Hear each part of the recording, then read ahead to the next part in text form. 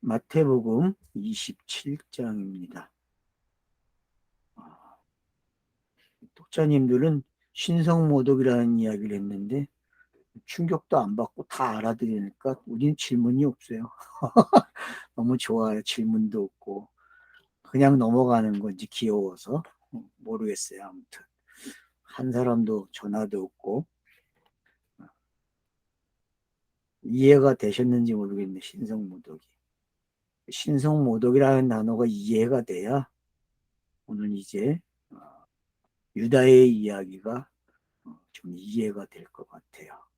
그래서 예레미야의 피해 밭이 어떤 건지 또 이해가 될 것이고, 그래서 오늘은 좀 될 수 있으면 편하게 이야기하려고 합니다. 그래서 여러분들이 신성모독, 뭐 영이 육에 갇혀 있는 걸 뭐라 그래요? 신성모독 그러는 거예요. 진리가 문자에 갇혀 있으면 뭐라 그래요? 신성모독. 그러니까 예수를 믿는다고 하는 사람들, 교회에 다니는 사람들은 다 뭐 하는 거예요? 신성모독이죠. 신성모독 하다가 빨리 나오면 돼요. 어떤 과정을 통해서 유다처럼 팔아버려야 돼요. 누구를? 예수를 팔아버려야 돼요. 팔면은 이게 신성모독에서 자유를 얻는 거죠. 그걸 이해하신다면은 여러분들은 성경을 참 많이 보시는 분들이 될 거예요. 자, 한번 봅시다요. 베드로의 부인도 똑같은 거죠. 제자였지만은 그 제자의 시간이 끝나야 돼요. 왜냐, 제자의 시간이 계속 갇혀 있으면은 그것도 신성모독이 되는 거예요. 그래서 베드로가 부인을 하는 거죠. 이제 예수 선생을 부인하고 가르침 받은 대로 진리, 그리스도를 따르는 사람이 되는 거죠. 그래서 성령이 임하는 시대, 바로 사도행전에서 사도가 되는 이야기가 되는 거죠. 부인을 안 하면 성령이 임하지를 않습니다. 그게 크로노스 속에서 가르쳐주는 아주 좋은 가르침이죠, 우리들에게. 그래서 제자는요, 마지막에 가서 어떻게 해야 돼요? 예수를 부인해야 돼요.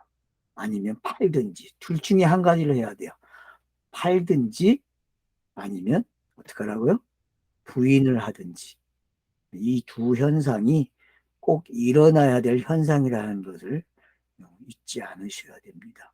그러니까, 아담과 하하가, 특별히 여자가 어, 뱀의 유혹을 받아서 선악과를 따먹은 거하고 똑같은 거예요. 선악과를 따먹어야만 남편으로부터 여자라는 이야기를 받죠. 왜? 너로 말미암아 씨가 날 거라는 걸 알게 되는 거예요. 그 이야기가 어떤 건지 알게 되면 되는 거죠. 그래서 오늘도 이제 가룟 유다라는 단어와 유다라는 단어를 여러분들이 검색을 하면 좋겠어요. 그래서 가룟 유다가 나올 때하고 유다로 나올 때, 그래서 여러분 유다 그러면요, 창세기에서 시작된 그 유다의 이야기, 여자의 후손이 유다로 어떻게 다윗의 자손으로 오게 되는지. 그럼 유다는 다윗의 자손이잖아요. 솔로몬이 태어나잖아요. 그러면 솔로몬과 같은 예수가 태어남으로써 그 예수가 이제 가짜였다는 것을, 그 유다라는 이야기는 가짜죠. 그러면 왜 유다의 이야기가 가짜인지, 그리고 요셉 이야기가 왜 진짜처럼 들려야 하는지, 또 요셉 이야기도 성경에서는 가짜로 취급을 당하죠. 왜요? 전부 다 무슨 이야기, 상징이었기 때문에 그렇죠. 그래서 성경의 인물들은 전부 다 오리지널이 아니라는 거죠. 예수 자체도. 그거를 우리가 이해하게 되면은 27장은 좀 쉽게 이해가 되실 겁니다. 자, 새벽에 모든 대제사장과 백성의 장로들이 예수를 죽이려고 함께 의논하고 결박하여 끌고 가서 총독 빌라도에게 넘겨주니라. 자, 상황을 설정해 줬습니다.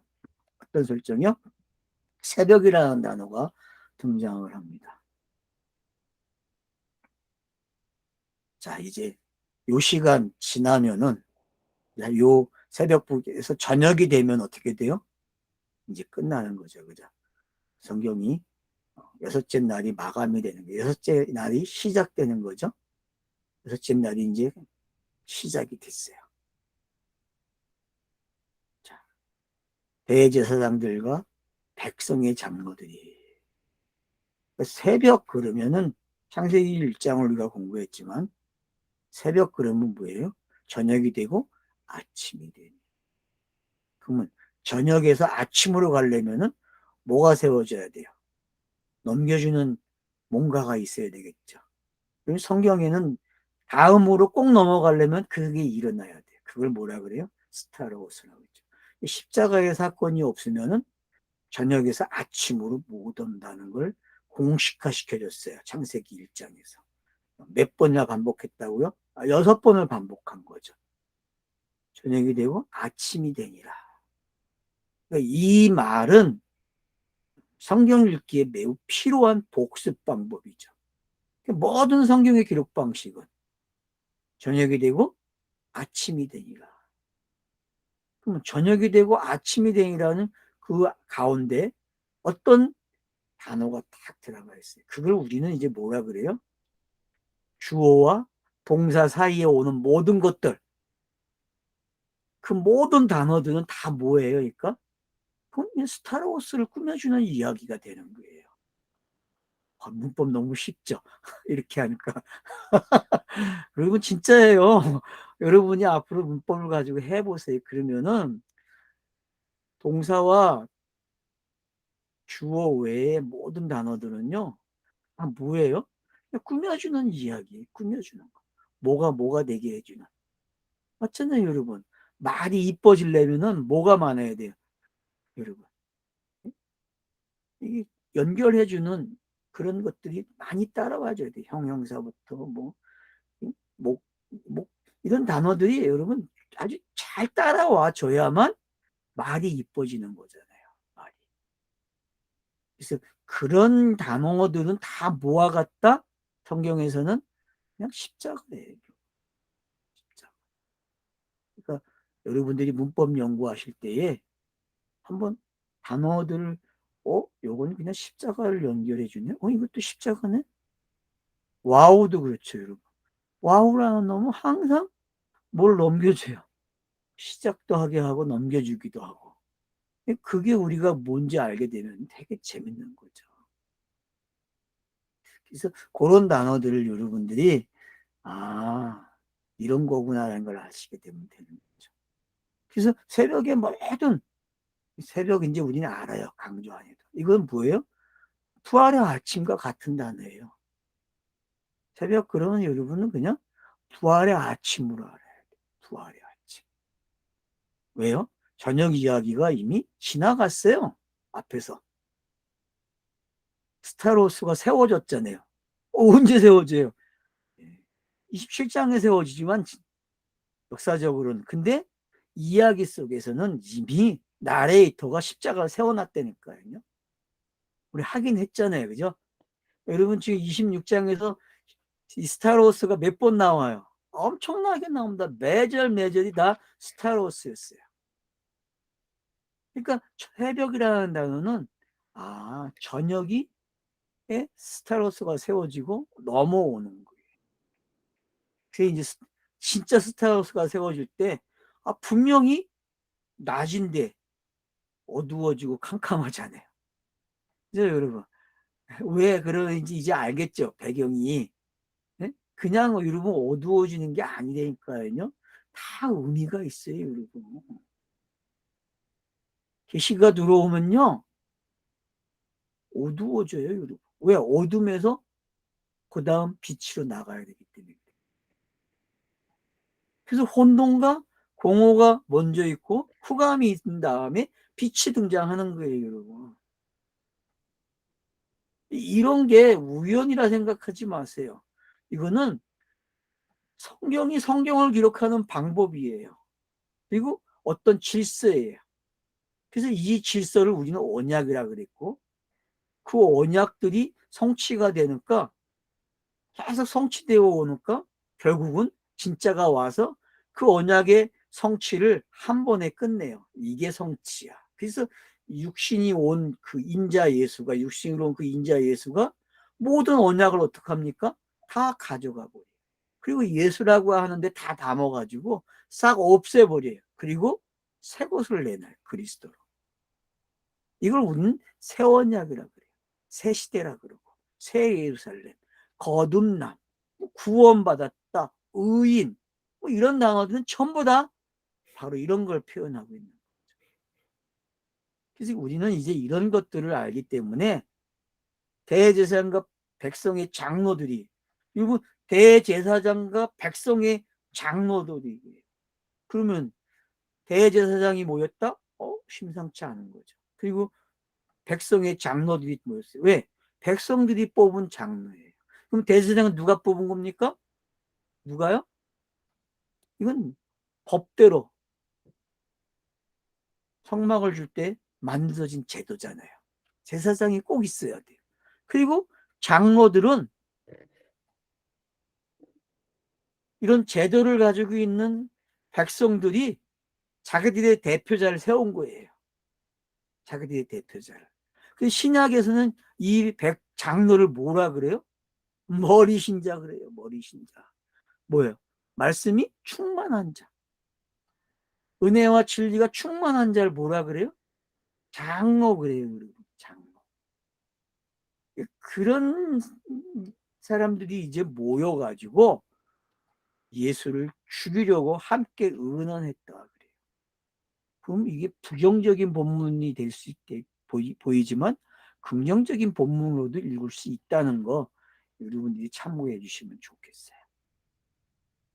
결박하여 끌고 가서 총독 빌라도에게 넘겨주니라. 그 당시에 머리들이 다 모였어요. 그죠? 그 당시에 머리들, 땅의 머리들이 모인 거죠. 그죠? 자, 유대인 쪽에서는 대제사장이 있고, 장로가 모였고, 그 다음 빌라도가 있어요. 그러면은 종교적 지도자들의 대표가 있고, 또 땅의 권세자의 대표자가 딱 있는 거예요. 가이사르의 후견, 가이사르가 보낸, 가이사를 대표하는 사람. 이 사람이 이제 어떡합니까? 베드로가 부인한 것을 맞다라고 인정해 주는 거죠.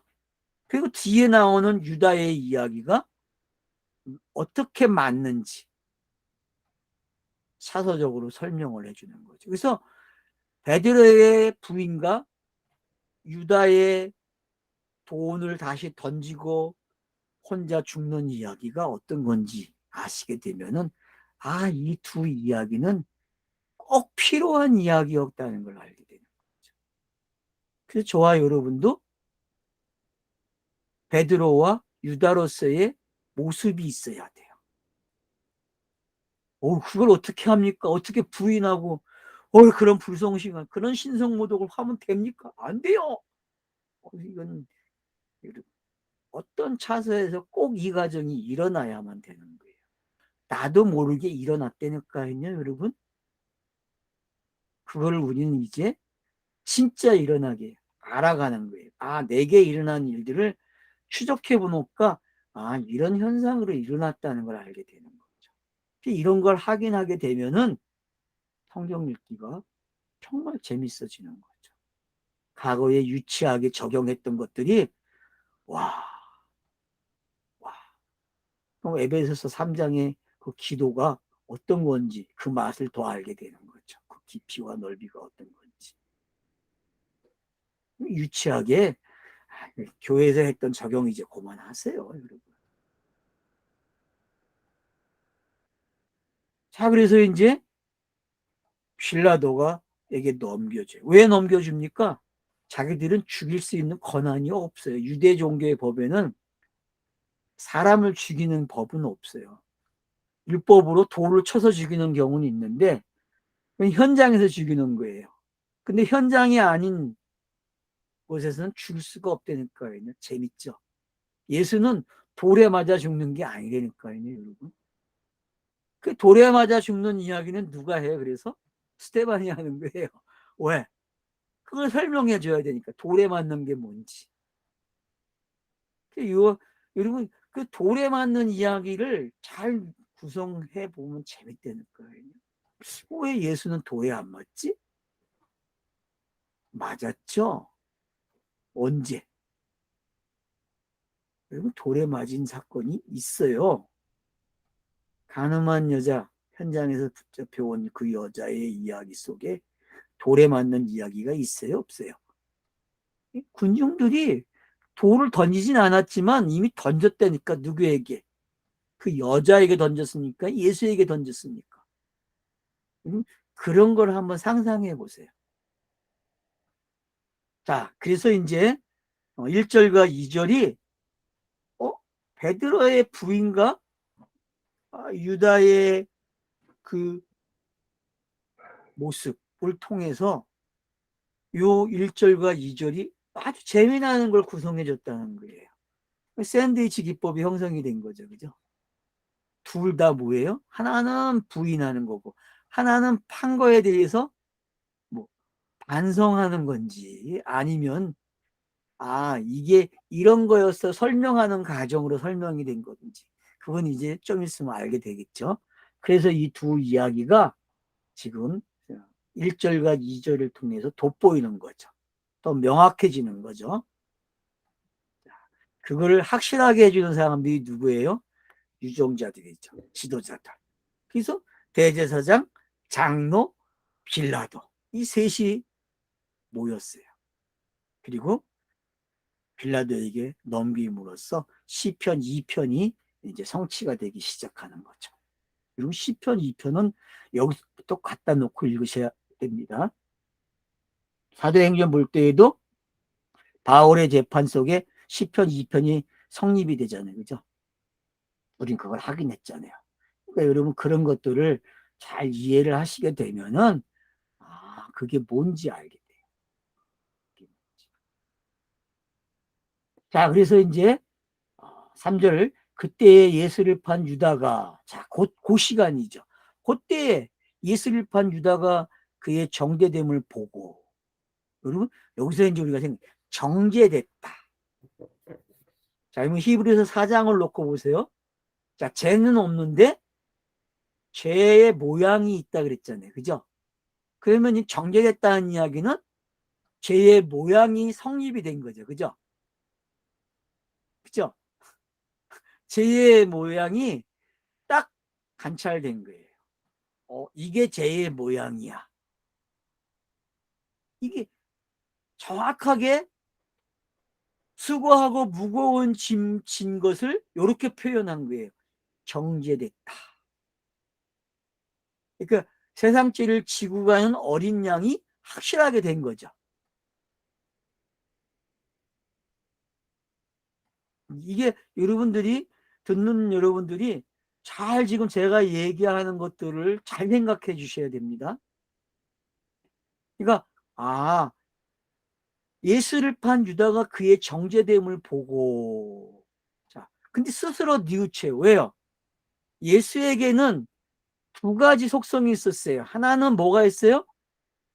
육의 속성이 있고, 하나는 영의 속성이 있어요. 육의 속성으로만 끝나면 됩니까? 안 돼요, 여러분. 육의 속성으로 정죄가 됐다면 뉘우쳐야죠. 어떻게? 그가 그리스도라는 걸 인정해야 되거든요. 그러니까 지금 이 장면은요, 죄인이 됐고 그 죄인 된 것으로 끝나는 게 아니라 죄의 모습과 의의 모습이 어떤 건지를 이 유다라는 걸 통해서 설명이 되어지고 있다는 거죠. 그래서 여러분, 가룟이 붙을 때하고 유다가로만 나올 때하고의 차이점을 좀 생각해 보시면 좋을 것 같아요. 그래서 용례들을 한번 찾아보세요. 유다로 나올 때 하고 가룟 유다로 나올 때 앞뒤 본문들을 여러분이 좀 구성을 해 보시게 되면은 분명히 거기에 뭔가 찾을 수 있는 힌트가 있을 거예요. 언어적으로도 가루시다는 단어가 붙을 때, 그리고 없을 때 그 차이점이 의미가 뭔지, 이런 걸 여러분들이 조사해서 잘 가지고 계시게 되면은 본문을 읽는데 도움이 됩니다. 그래서 예수를 판 유다라 그런 거예요. 알겠죠? 예수를 판 유다라는 거예요.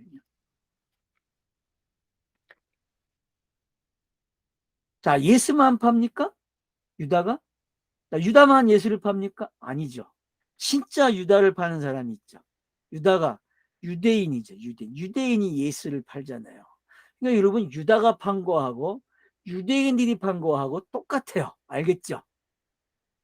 그래서 이 땅에 육신이 부인되는 게 예수가 팔림이 돼가지고.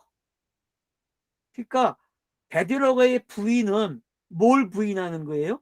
예수의 육을 부인하는 거예요. 예수의 그 선생된 모습, 육으로 선생된 모습을 부인하고 진짜 선생되는 이야기를 만들어내는 이야기였고, 유다도 마찬가지죠. 유다도 육으로 끝나는 이야기가 아니라 육에서 영, 그리스도로 넘어오는 이야기를 이렇게 설명해 주고 있다라고 이해를 하시면 되겠습니다. 이제 오늘을 찍어보면 더 확실할 거예요, 여러분들이. 예, 한번 찍어보세요. 오늘 단어 사전들을 하나 다 찍어서 보시게 되면은 제가 말한 것들이 여러분들이 힌트가 돼서 도움이 될 겁니다, 아마.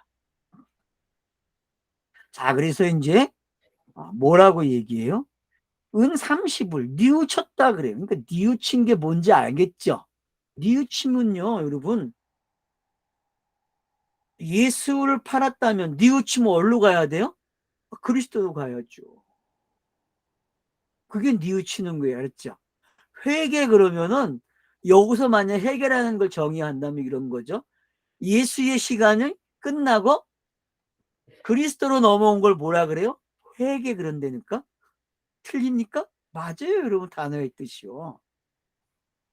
회개라는 거는요, 여기서 여기로 올라가는 거예요. 다음 차선으로 넘어간 걸 회개라 그런다니까요, 성경에서는. 단어의 뜻이 그래요, 여러분. 머물러 있으면 회개를 못해요. 예수의 시간으로만 있으면은 회개가 안 일어나는 거죠.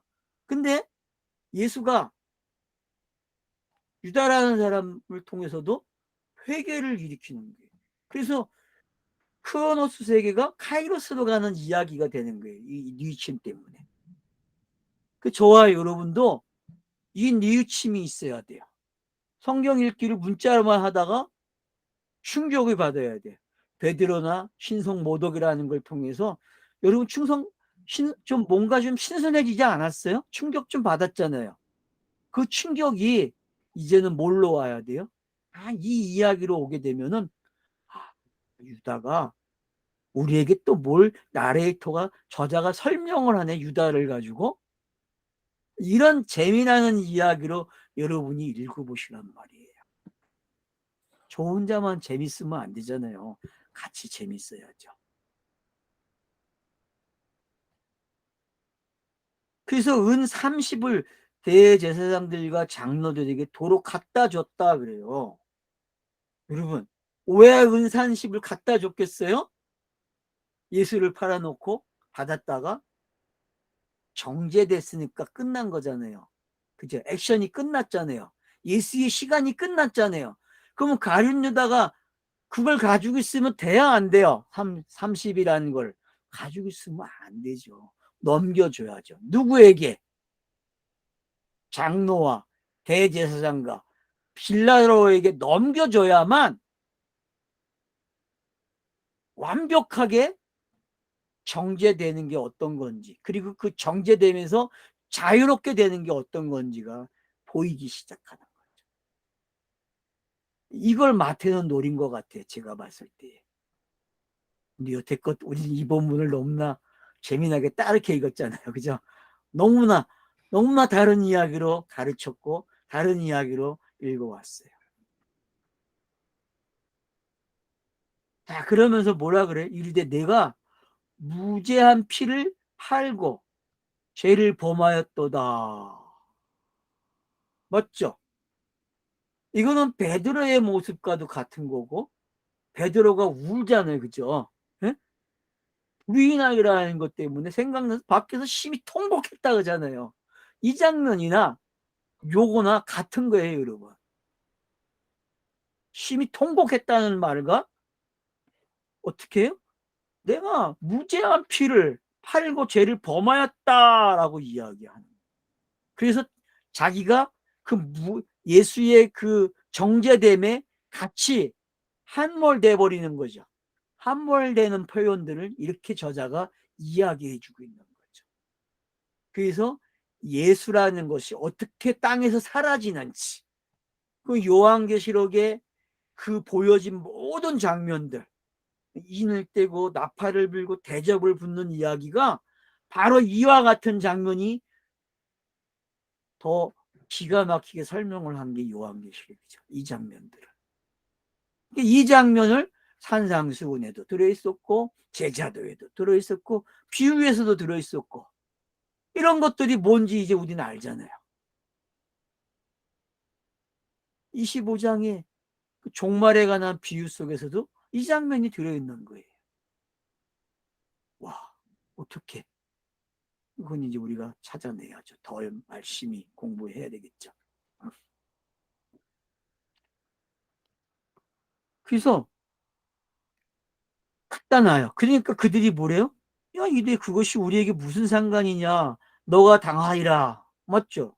다른 유다도 예수와 함께 죽고 살아나는 게 어떤 건지를 잘 지금 유다가 자기의 그런 표현들을 통해서 나레이터가 우리에게 설명을 해준 거죠. 그래서 이 돈을 준 사람들이 이제 야, 우리하고 상관이 없다라 그래요. 네가 당해라 그래요. 결국 가룟 유다도 함께 예수와 정제됨이 어떤 건지를 잘 설명해 주고 있는 거죠. 저와 여러분이 예수와 정제됨이 이제 확인되는 거죠. 율법이라는 걸 통해서 정제됨이 어떤 건지, 예수가 왜 30에 팔렸는지, 가룟 요셉이 왜 30에 팔렸는지, 유다라는 사람을 통해서, 거기도 유다잖아요, 그죠? 여러분, 요셉을 팔 때에도 누가 팔았어요? 중심 인물이 유다였어요, 그죠? 기억나시죠? 그 유다가 이 유다하고 같다니까? 이해가 돼요, 여러분? 그렇게는 연결 안 하시잖아요. 요셉은 똑같다고 이야기하는데, 근데 여러분, 이제 뭔지 알겠죠? 예수와 요셉 이야기가 같다는 거, 그리고 유다와 유다가 같다는 거, 이게 어떤 건지 아시게 되면요, 성경의 차서가 뭔지를 정확하게 볼 수 있는 거죠. 그래서 예수의 다정사역, 다정인격이 어떤 이야기를 만들었는지를 알 수 있게 되는 거죠.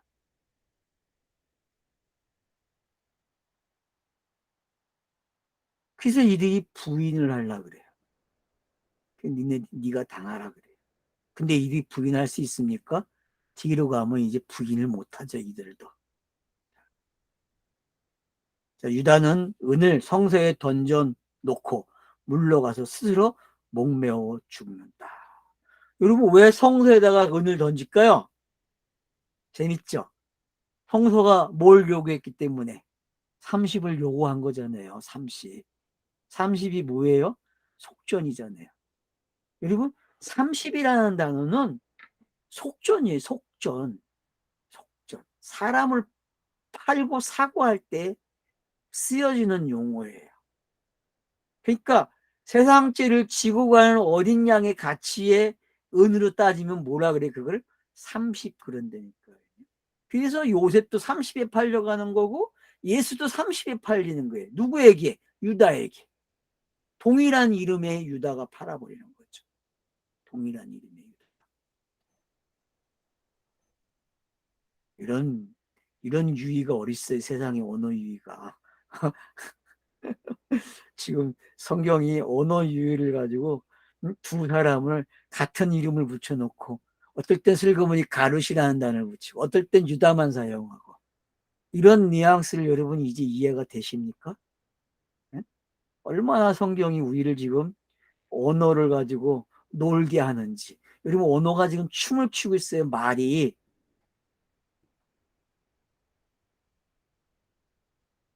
그래서 성전에 던지는 거예요. 성전에 던졌다는 건 성전 보고 먹으라는 게 누구를? 예수를. 근데 예수가 성전을 먹어버리잖아요. 맞죠? 그리고 예루살렘을 누가 먹어요?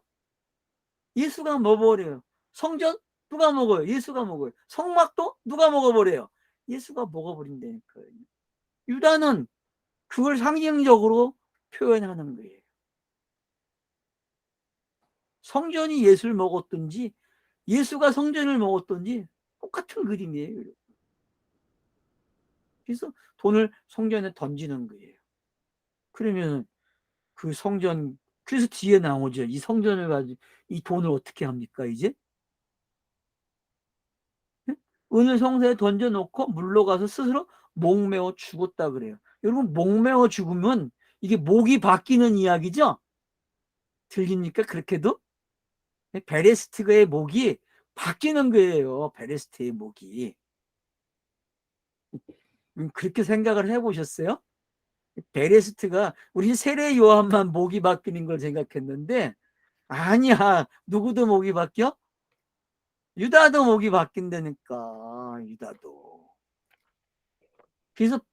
그래서 팔아야만 유다가 목을 바뀌는 거예요. 목이.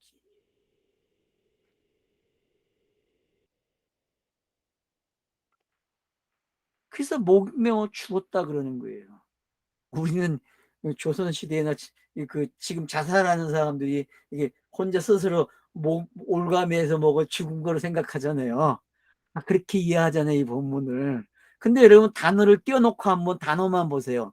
그러면 목을 맸다? 세례 요한의 목이 잘렸다? 이런 거 뭐가 달라요, 여러분? 똑같아요. 우리가 가지고 있는 어떤 그런 상상을 버리니까 관념을. 그러면은 성경이 베레스트라는 단어를 어떻게 여러분 노시 머리 바뀌는 이야기로 바뀌는지를 설명하고 있다는 걸 알게 되는 거죠. 완벽하게 지금 머리가 바뀌는 이야기가 되는 거예요. 죽었으니까. 대제사장들이 그 은을 거두며 이르되 이것은 핏값이야. 성전구에 넣어둠이 옳지 않다. 왜요? 성전구에 넣으면 안 되죠. 상징적인 핏값이잖아요, 이것도요. 그죠? 이건 상징적이기 때문에 상징적인 장소를 사야 돼요. 그래서 예레미야가 예언을 한 거예요. 상징적인 걸, 피의 밭을 사는 거예요. 그럼 피의 밭이라는 게 뭐예요? 나그네 묘지잖아요. 나그네들이 죽은 사람들을 묘지를 만드는 거예요. 피의 밭을 사가지고. 그러면 이 땅의 나그네가 누구예요? 신정한 나그네. 아브라함서부터 시작된 나그네의 이야기. 그 나그네들의 그 무덤이 주인공이 누구예요? 결국 상징들의 상징들의 그 나그네가 오리지널 나그네가 예수잖아요. 계시로 오는 거, 계시가 땅에 들어오는 거, 그건 나그네의 성격이거든요. 근데 그건 상징이잖아요. 예수가 계시 때문에 왔잖아요. 예언 말 때문에. 그러면 그걸 뭐라 그래요? 나그네라 그래요. 예수의 모습, 그걸 뭐라 그래요? 나그네 그래요. 그래서 성도도 그걸 뭐라 그래요? 그래서 나그네 그러는 거예요. 왜? 육을 입고 살아가는 걸 뭐라 그래? 전부 다 나그네 그런다니까요. 그래서 상징적인 장소를 사는 거예요. 상징적인 장소를. 그러면 예레미야서에 나오는 그 피의 밭으로 뭘 사야 되는 건 이야기가 이제 뭔지 알겠죠? 그런 이야기들이 이게 다 예수와 관련되어 있는 그리스도로 나오는 이야기를 잘 꾸며준 이야기네 라는 걸 알게 되는 거죠. 그래서 땅의 그 상징들이 어떻게 사라지고 있는지, 베드로의 부인과 유다의 팜으로 예수의 행위는 은산시라는 것이 결국은 피의 맛을 삼음으로써 나그네의 인생이 끝나는 거죠. 그래서 나그네는 이 피의 밭에 돈 주고 산 그 무덤에 가서 묘지에 들어가는 거죠. 예수도 그래서 나그네의 묘지가 되는 거예요. 이런 이야기들이 이제 이렇게 나오는 거죠. 그래서 여기 보세요. 네. 자, 그래서 너 어둠이 옳지 않다 하고 의논한 후에 이것으로 투기장의 밭을 사서 나그네의 묘지를 삼았다. 그래요. 이걸 누구의 말을 갖다 쓴 거예요? 예레미야의 말을 썼다 그래요. 그러면 오늘날까지 설명을 하는 거죠. 나레이터가 예레미야서를 딱 가져와가지고 설명을 하는 거예요. 이에 선지자 예레미야를 통하여 하신 말씀이 이루어졌나니 이랬을 때 그들이 그 가격 매겨진 자 곧 이스라엘 자손 중에서 가격 매긴 자의 가격 곧 은 30을 가지고 여기 재밌죠. 번역을 가격 매진 자 가격 매진 자가 있습니다. 누구예요? 이 가격 매진 자가 요셉이었고 예수죠. 그러니까 땅에서 이 일이 반드시 일어나야만 되는 이야기죠. 완벽한 돈이잖아요. 완벽한 돈. 속전을 지급하는데 완벽한 돈이죠. 토기장이 내 밭을 밭값으로 주었으니 이는 주께서 내게 명하신 바와 같으니라 하였더라. 그래서 예레미야서에 있는 이 이야기가 어떻게 유다라는 사람을 통해서 제사장들의 모습을 통해서 완료가 되고 있는지. 그래서 성경이 지금 차분하게 그 계시, 문자 성경이 어떻게 성취되고 있는지, 그 하나님의 뜻이 어떻게 성취가 되고 있는지를 그림을 완벽하게 그려주고 있다는 것을 보게 되는 거죠. 예, 쉬었다 하죠.